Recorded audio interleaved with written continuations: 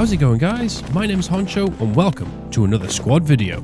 So it's finally here. OWI has just dropped the patch notes for version 3 and it's a tremendous list of content, changes and fix, and it also confirms that V3 will be dropping tomorrow at 1800 hours UTC. I do want to quickly mention that 97% of my viewers aren't subscribed to the channel, so do me a favour, hit that sub button, it's free and it helps me out tremendously. There's so much to list and mention in this video, but I don't want to keep you all here forever, so I'm going to try and go over the key things in V3 and the stuff that I'm super excited about. So without further ado, let's get cracking.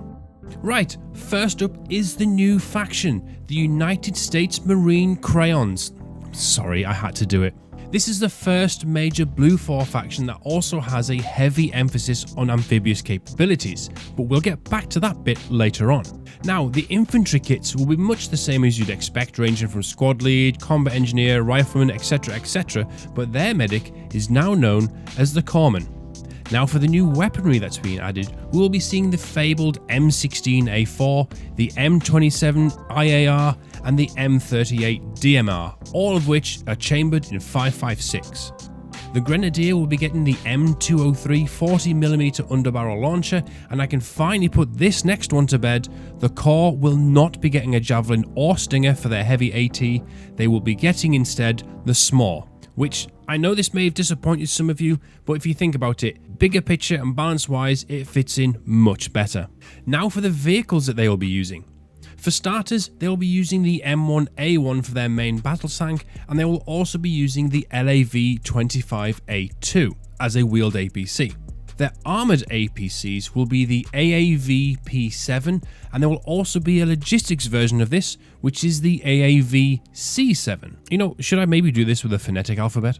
Flight vehicles, they'll be using the MAT-V, which we've already seen with the US Army, but they will also be using the M1151. I mean, that's just going to look sick seeing Humvees flying around again. Now here's for some of the fun bits. The helicopter is the UH-1Y. It's not just any Huey, it's the Super Huey. And I hope you guys are ready to start shouting, "Enemy boat spotted!" because the Marines will be getting full use of their RHIBs, including one with the M250 cal. Sticking with the theme of vehicles here for a second, Canada will be getting the CH-146 helicopter. This will more than likely replace the Black Hawk, which has been a placeholder for a few years now, and this next one snuck under the radar for me. They will be getting the Coyote Armoured Recon Vehicle, which looks like a TAP-V with the LAV 6.0 turret. It's like a scimitar but on wheels. And finally, to round off the vehicle section, the Australian M1 tank now has stabilisation on the command turret. Now the next big addition is the amphibious capabilities. Specific vehicles will now be able to cross deep water and others will be able to ford deeper than they used to, but going too deep and it will slow to a crawl and then eventually flood. The physics of water itself seem to have been overhauled in general, as waves, buoyancy and water drag has been modelled and implemented. Soldiers will be able to cross deeper water too, and will lift their rifles above their head once water gets to chest height. Now I've already mentioned some of the amphibious vehicles for Blue 4, Red however will have the following for amphibious use: the BMP-1 and 2, BTR-80 and 82A, the BRDM-2 and the MTLB. Now from these vehicles it's obvious Russia will be used on amphibious layers, but I'd expect to see MEA and possibly militia as well as they use the same vehicle. Oh man, Marines versus militia in a watery jungle map. That just sounds amazing.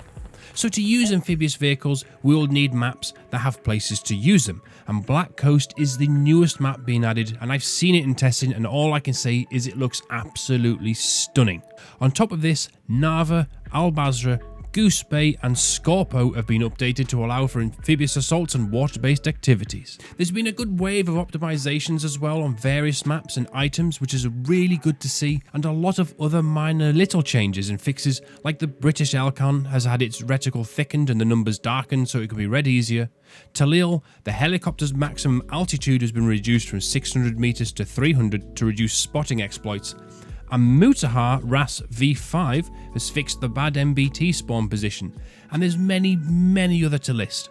But there's one final thing that I want to mention, and this is something I've seen OWI drop tiny hints here and there, and it's something I'm getting pretty excited about. I'm starting to wonder if we could be seeing either dynamic weather or just a new weather effect in general, because recently the word storm keeps popping up, and it's a little bit too frequently for it to be a coincidence as well. I mean, it's even in the patch notes. Main menu entry map to now feature the USS Essex emerging from a storm. Anyway, that's it for this video. I just wanted to keep it as short and sweet as I could. The links to the patch notes are in the description below. What's got you most excited for V3? Thank you all for watching, take care, and I'll catch you next time.